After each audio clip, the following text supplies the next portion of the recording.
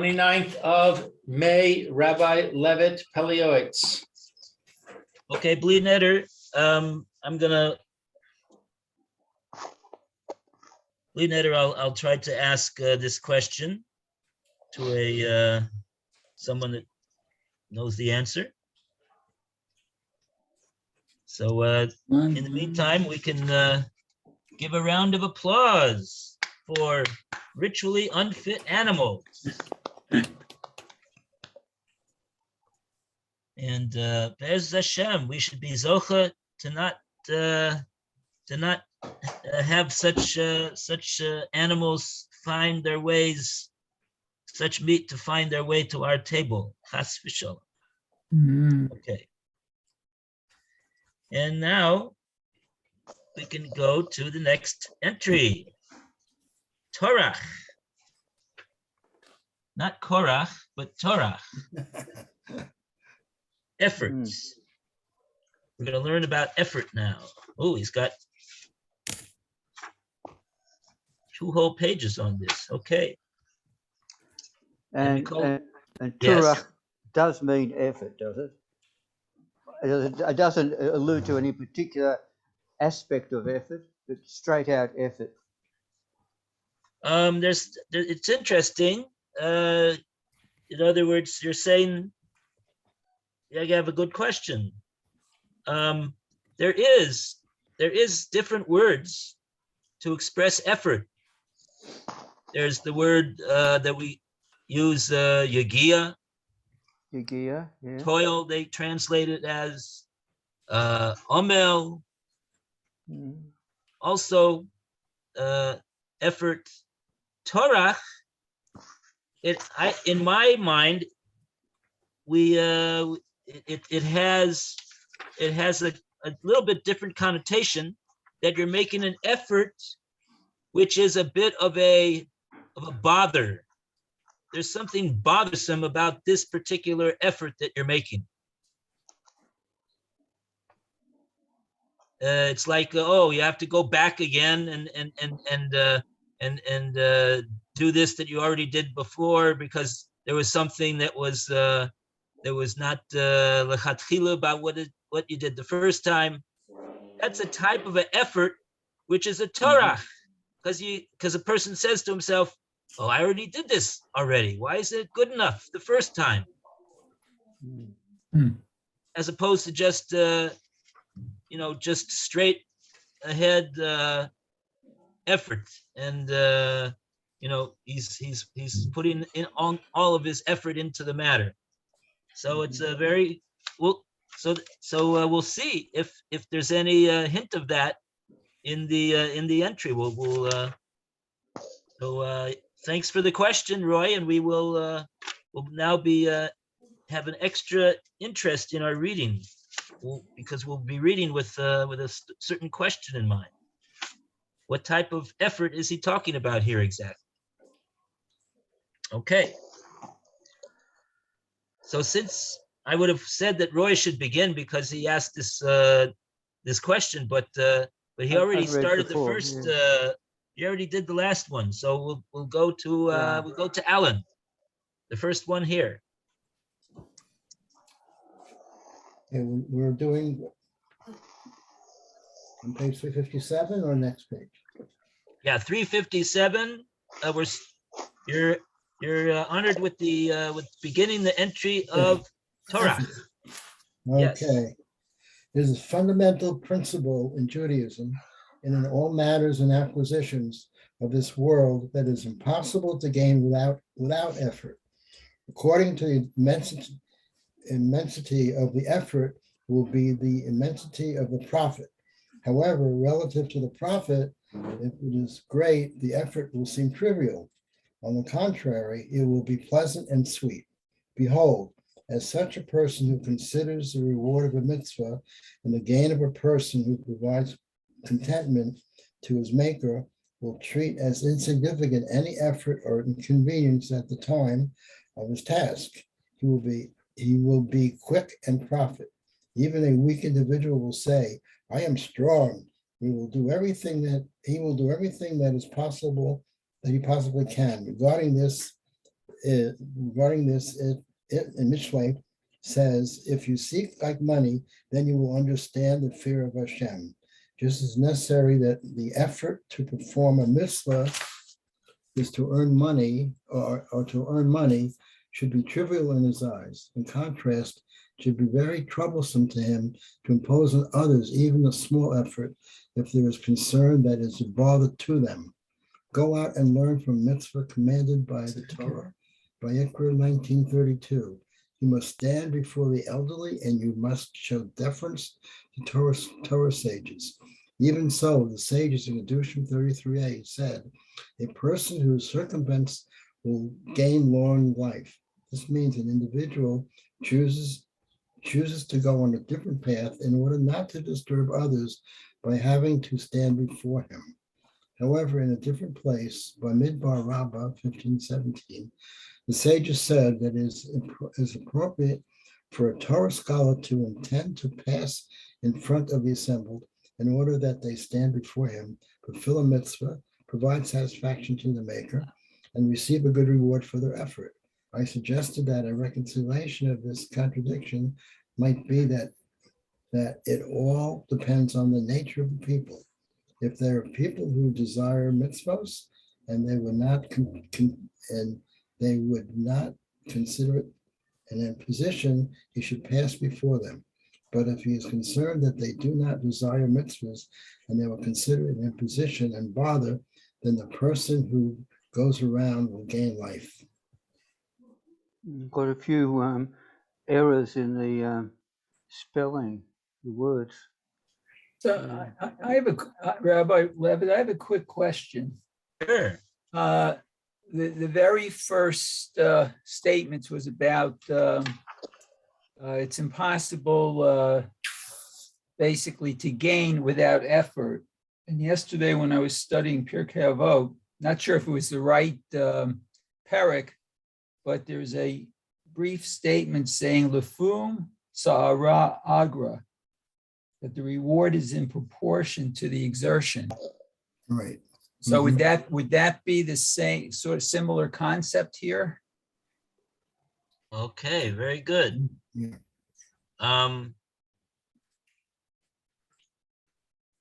Yeah, let me just it's a good question.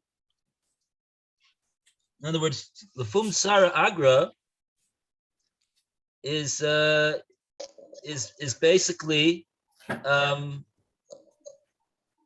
right. That's what it says in Avos, in our Maseches Avos, and I think it says in Avos the Rabbi Nosson, and they explain that this is the interpretation of it. It says a mitzvah which is performed with pain or with effort, with difficulty and in Torah. Torah, yeah. I think is worth much more than simply the same mitzvah that was performed. He fulfilled the mitzvah, but it didn't involve any inconvenience. It didn't involve any pain. It didn't involve any bother. The mitzvah that's done with the pain and the bother and the inconvenience is infinitely greater. I think I think it says 1,000 times. Wow. So and of course every mitzvah itself requires effort, right? It requires effort but again, here we're talking about a certain specific type of an effort. I think that's what we see over here. I think it's very good, like you're saying. What about tzitzit?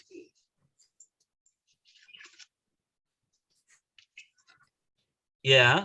What about tzitzis? It doesn't require effort. Doesn't require effort. Oh.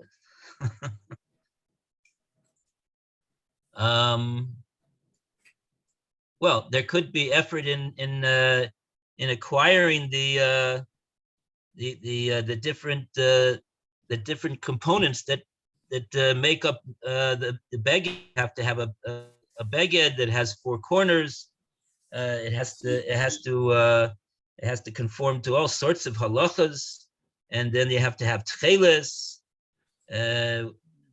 which we there's a question whether we have tcheles today, and then you have to tie all the strings together in the proper way, and make sure that they're not improperly entangled and everything, and check to see that nothing is ripped. And before you put it on, you check to see that the hole is not torn past three finger breadths close to the beged. So true. Once you've done all of that, so then just is not an effort, unless you say, the truth is that even having it on is an effort for a lot of people, because there's a lot of people that don't put on tzitzis, and they say, why don't you put on tzitzis? And they say, well, what? I have to put on tzitzis? Like, what do you? It's hot. It's uncomfortable, especially if you have wool tzitzis, especially if it's the summer. So I don't know if it's a mitzvah that doesn't involve any effort. On the other hand, is it absolutely necessary to have to go through some effort? Can't you do something and in the fullness of heart without an effort being involved? Is it necessary to have effort? That's one thing arising from what Lou just asked you. But the other thing is does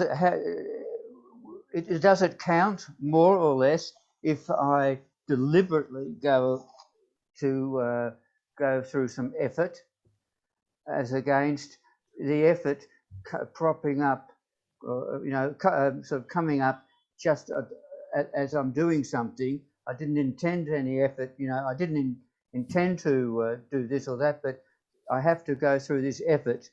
I didn't foresee it. I didn't do it deliberately.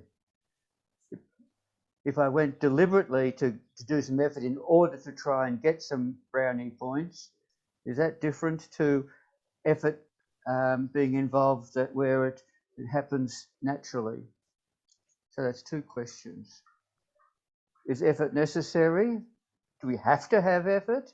If we haven't got effort implicit, and if we do it deliberately, or if it is it different to effort coming up as it comes up?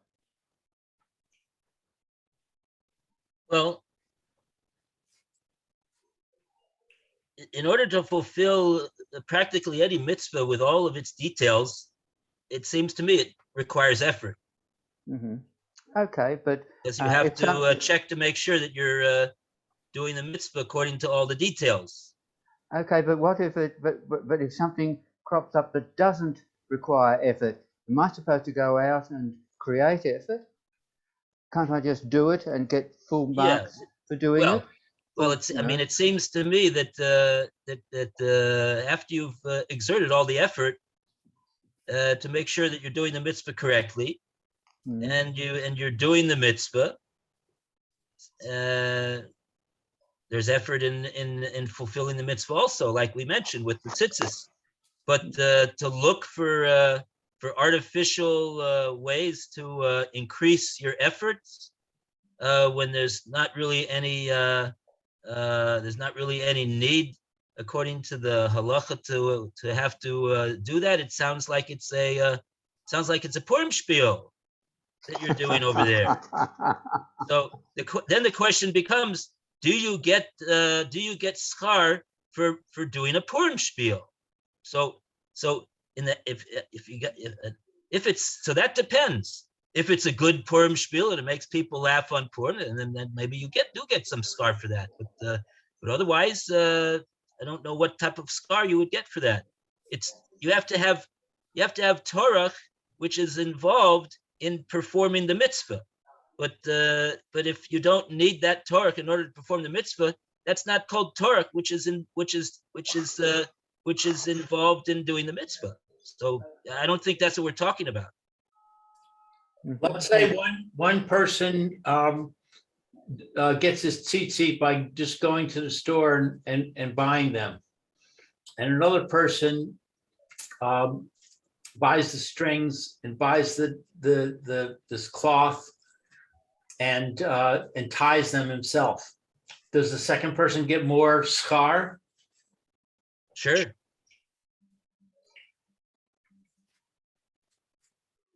Yeah, because that's the effort. Right. Now, Hello. if he doesn't know what he's doing, right, and so then it's better that he has somebody that makes that does know what they're doing. But you have to check. You know, you could go and go to a reputable store and buy a tzitzis, and it says badats on it, and even then, they should be checked by that knows the halachas to make sure that it's been tied properly and it's been sometimes they they do it, they give it to people, and they time is money and money is time, and they do it as fast as they sometimes don't do it 100%. You could but so that's the idea. It's like Pesach. People say, "Oy, what do I have to do so much work on Pesach for?" So first of all, you got to figure out, is it really necessary to do? Now, of course, there are people that have various customs that they do this and that, which are stringencies. So they're fulfilling their custom in their family. Okay, fine, that's what they do. That's very good. That's what they. But they should feel that it's worth it for them to do that, and they're happy to do it. But if somebody's not happy to do it, and he doesn't have that custom, so he could just do according to what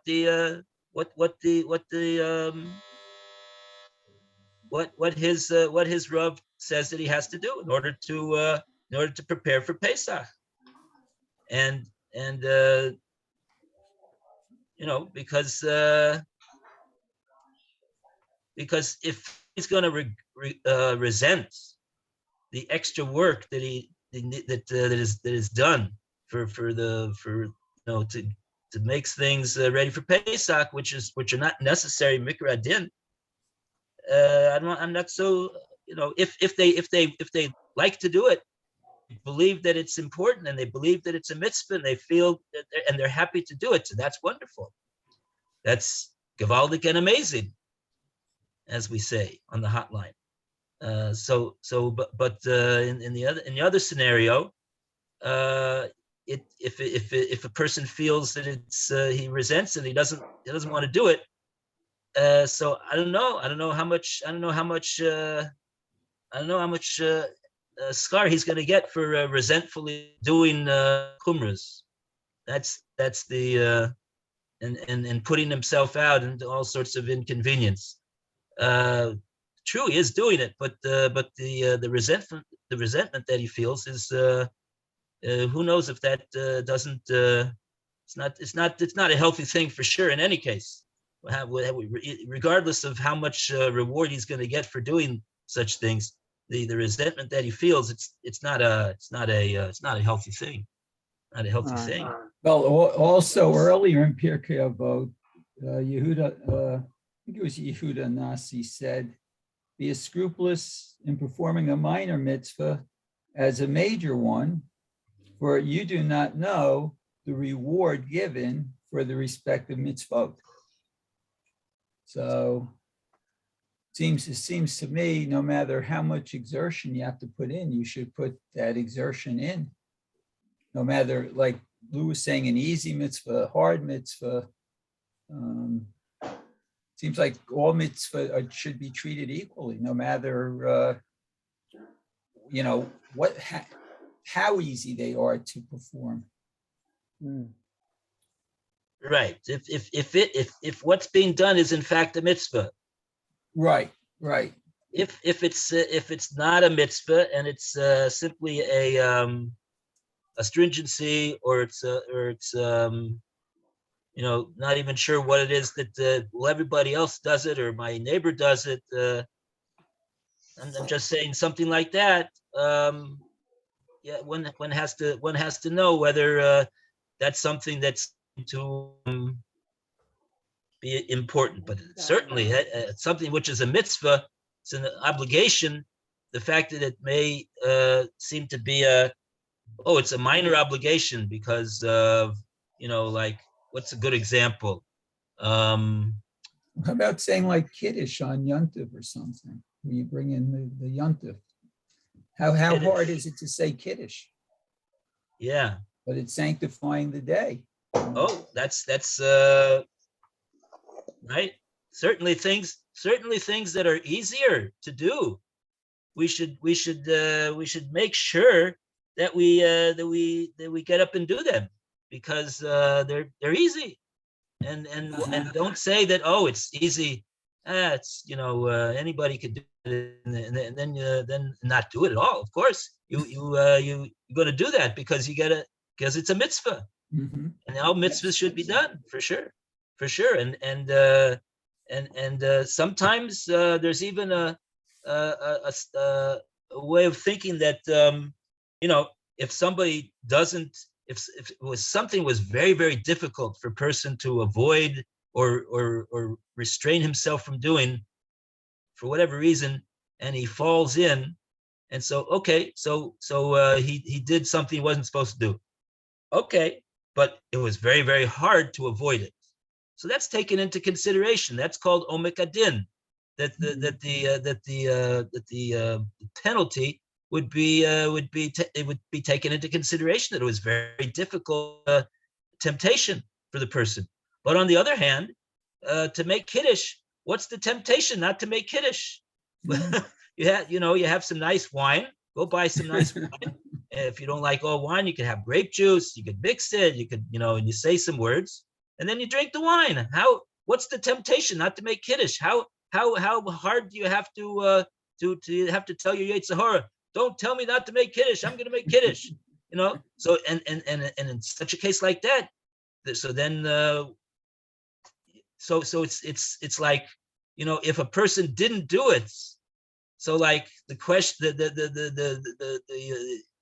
why didn't you do it? It was so easy to do. Like, why? It's a mitzvah. It's even more. He could even be more called upon to avoid the not doing. Okay. Okay, great.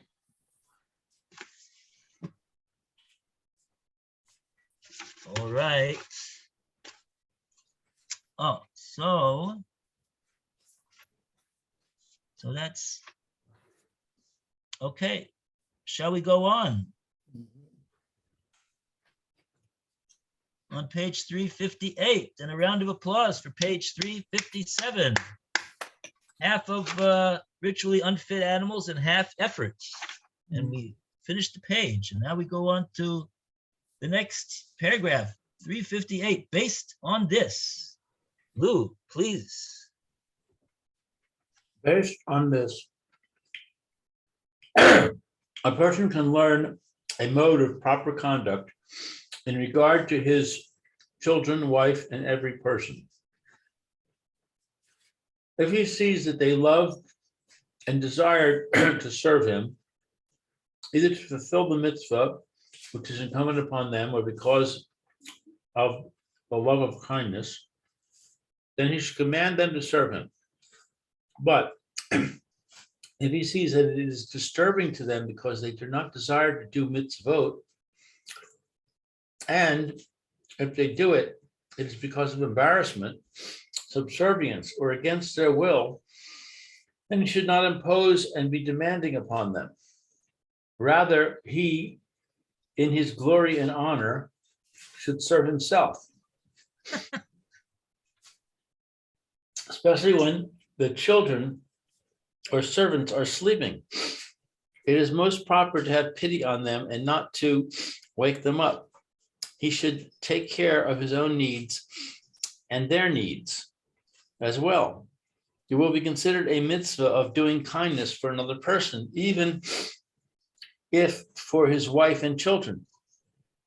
Everything depends on the situation, the time, and the nature and character of his household members. If it is difficult for them, but not for him, it is better that he should make a small effort and not impose on them. He should honor Shem with the alacrity that he bestowed upon him, not be lazy, and perform kindness for all people.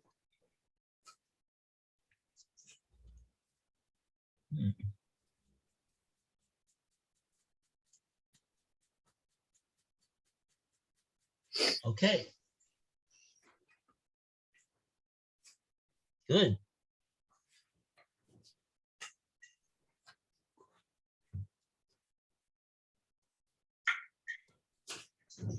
Very good.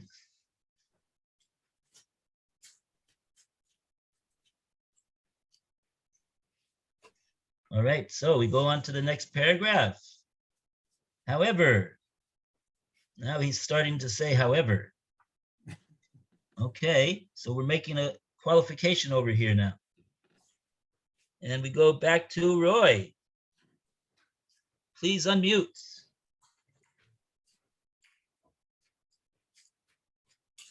Isn't it Meir? I think it's Oh, Mayor Meir. didn't read yet? Oh, maybe I didn't. Well, think maybe it's I did. I Maria. thought I did, but maybe not. I think it I is. got involved with my questions, so I forgot. I think you're right. I don't think Mayor read yet. Okay, I'll read. However, if it is very difficult for him, or he would need to cease from the service of Hashem, or it is just something that he cannot do, then he must impose on others. That which our sages said in Ketubot, whoever prevents his disciple from serving him, withholds from him kindness and removes from him the yoke of heaven, was said regarding a proper student who desires to merit mitzvot. Then it is a mitzvah to provide him with the opportunity to do this great mitzvah, whose reward is the fear of heaven, as it is written in Vayikra, and you must show deference to Torah sages, and you will fear God. There is no greater kindness than this. This applies to all people. If a person sees that someone's desire and will is to serve him and wait upon him because he considers it a mitzvah and he wants to provide contentment for his maker, then it is a mitzvah to allow him to gain merit and to make his will like his will, for the will of a person is his honor. The honor of heaven increases because from him the Most High will be praised. Our sages in Vayikra commented, more than the rich person does for the poor person does for the rich person. This is because the rich person gives silver coins to the poor person, but the poor man merits the rich man with the world to come. Whoa. So too, in this case, the master does a greater favor for the servant than the servant does for the master.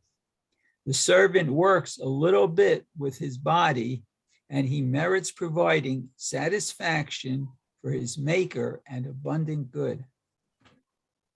Oh, I like that. So when I'm walking up the stairs with a heavy parcel and someone asks, do you need some help? I should say yes. Absolutely. Why not? Because I'm going to put them out. I mean, it happens do you- often. yeah, I mean, if he offered, I would Yeah. assume that he truly wants to help you. Hmm. So Yeah. there would be a mitzvah for him to help you. Hmm. So what can I say something to him for thank you very much, it's a mitzvah or something? Is there some, can I say, like, Yeah, thanking thank him him. for performing a mitzvah. Thank you for your mitzvah. Yeah. Tiskul mitzvahs, you say. Tiska the mitzvahs. Which Oh, means, you're entering into another subject over here. oh, yeah? What do you mean? Do you say thank you to a person for doing a mitzvah for me, or do you say tiskul mitzvahs? What's the proper response? What exactly? That's a good question. What actually does Tiskula mitzvahs mean? Yes. Tiskul mitzvahs is you're giving the person a bracha, and the exact meaning of the words is tisku. You should be zocha to do more mitzvahs. You've done this mitzvah. You should be zocha to do many more mitzvahs in the merit of this mitzvah that you are doing right now. Ah, zocha, zacha, Yeah, tisku. just like when you go to a siyum on Erev Pesach and somebody finishes, a masechta, and so everybody goes over to him and says, Mazel Tov, Tiskul Sayem Kol Hashas. Here you've completed the Maseches Beitza, 32 blots. May you finish all 2,710 blots as well. You're on your way. We give you a bracha that you should continue. Tiska is what, with samach or tet? Tizku is tough. Tough, like the last letter. Yes. Last letter, right? Yeah. Last Yeah, letter. tough.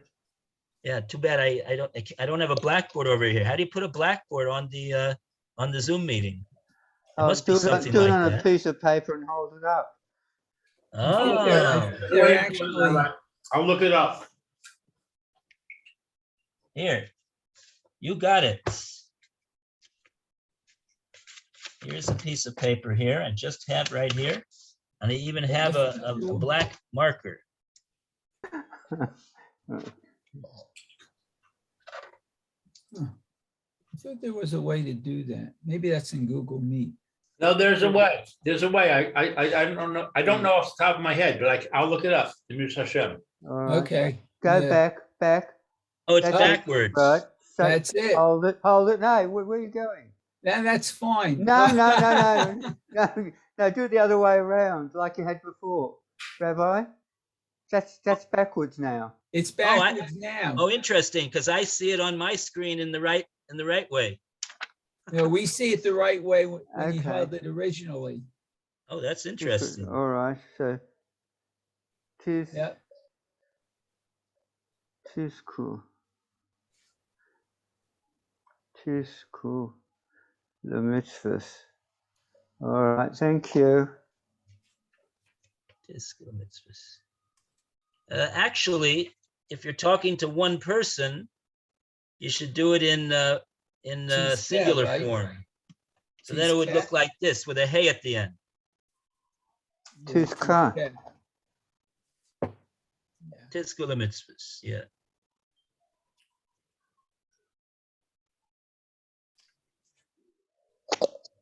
Mm-hmm. All right.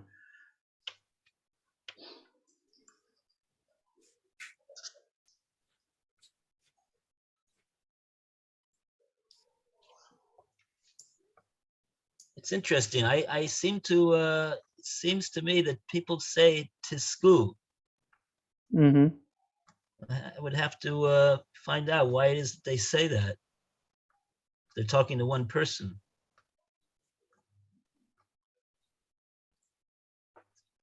Okay. There's no end to the questions. Mhm. When you're talking about doing mitzvahs. There's a lot involved. Okay. So in other words, so this is a subject.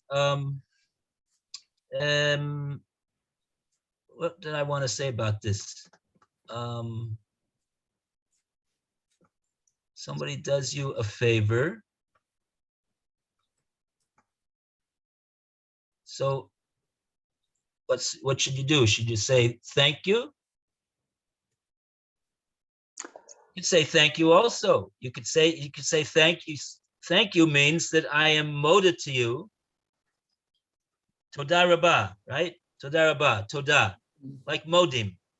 You're admitting that the person assisted you, That's and not therefore rivers. you owe him this acknowledgement of your appreciation. It's not mitzvah. It's not rivers. So when it comes to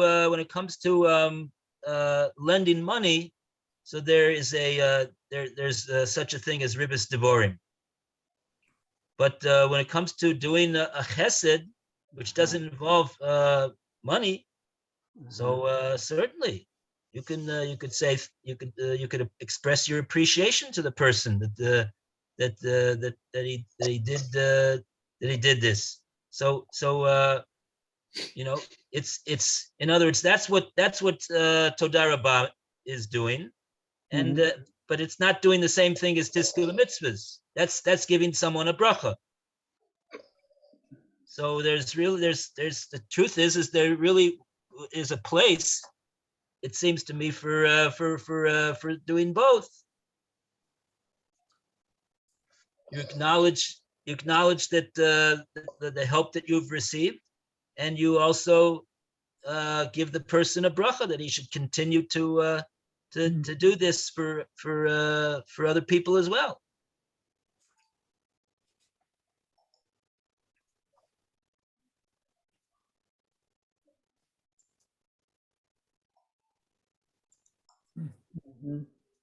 I mean, in common everyday practice, a lot of times people just say shkoyach,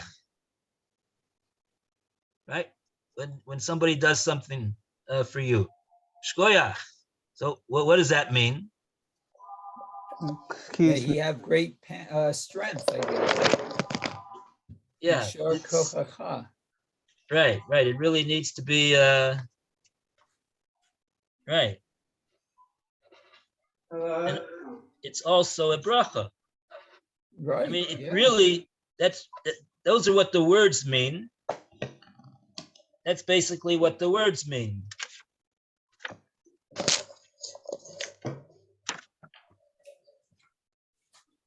Right. Yishar kochacha. But somehow, with the anglicized, Yiddish-sized, Yeshiko. just comes out shkoyach.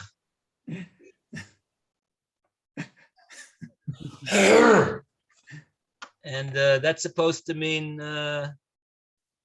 thank you. I acknowledge that you've done something for me. I appreciate it.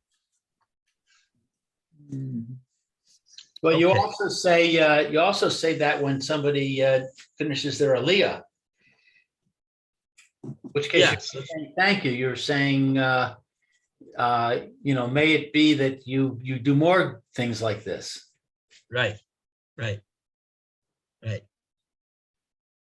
Your koyak should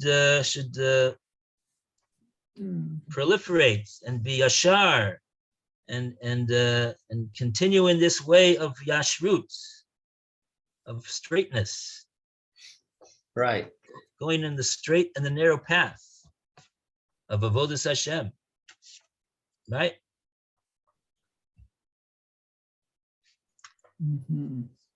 So, okay. Right. So, so what you want to know, Roy, though, is there a place? Is there a place for refusing? Say, oh, it's okay. I don't need your help. You don't say, Okay. I don't need your help. You just say, thank you very much. And they understand that you don't Oh, need, you Someone don't need, you don't, found the whiteboard. oh, this is the whiteboard. Yeah. Oh, that's me. I don't know what I did. Oh. How do I get out of it? I shared it with all of you. I see Oh. that. Oh, I didn't do it. It says No, you're Lou You figured co-editing it out. Rich's whiteboard. I Look at the wrote, very I top. wrote by, and then you did this line here, I The think. very Yeah. top says you're co-editing. Oh, yeah, when I put Oh, my right, I cursor see. on it, the pencil Oh, shows right. up. Okay then. Right. Oh, I see. Oh. I wrote hi back. Someone did If you some look at the scribbling. look at the upper right where it says share, Yeah. it Yeah. says Fritkus, and then Mayor, and then me. Oh, yeah, and we're all up Roy. there. Yeah, Yeah. cool. Okay, so that's how you do it. It's in the lower right-hand corner of the screen. It says whiteboard. Lower right. right-hand screen. Maybe I haven't. only see it because I'm the master. I'm not sure. Does Share that- screen. Other It's a people black- see the whiteboard on the bottom? It's a Bottom. black stripe, yeah, the black No. stripe across. No. Okay, so it's only me. It's can on your see- what? I can see apps. Yeah, it's after apps on my screen. So I can make somebody else the owner, and then they can do it. So if anybody wants to do it, I can give it to them. Interesting. But it looks like we can all do it now, so it seems like it's workable. Mhm. All right. Okay, very good. So to get out of it, you do or can we? All right. Let's Well, see. Lou can erase everything, I guess. Select. I'm not sure how, let's see. What, you just, Yeah, leave. Oh, no, leave feedback. That's not it. put the little arrow, you can put there's a pen there, and if you move the pen, I just did it. I did those 2 lines. Export. Leave feedback. Yeah, I'm not sure how to exit. Oh. Now where have I Ay, gone? ay, ay. I've left feedback and now I don't know where I am. Oh well. I Oh. can't see anybody. No, you can't see? No, I've got all sorts of things on here. Got Zoom whiteboard, and there's a survey. She has, if you look at the left, they give you different functions, and I just erased. Oh, you figured it out, how to get out.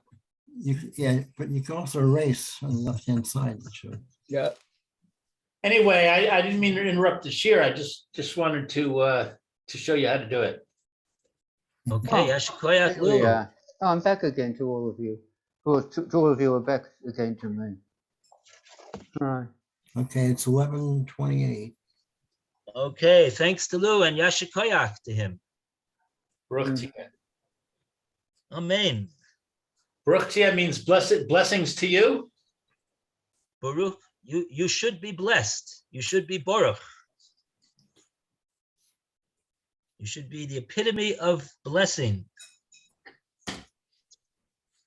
Yes. What Might do the be nice. Sfardim say? They say something else. They say Hazaku Baruch. They say. Be strong Might and be, blessed. might be nice to have a list of these terms. Oh, okay.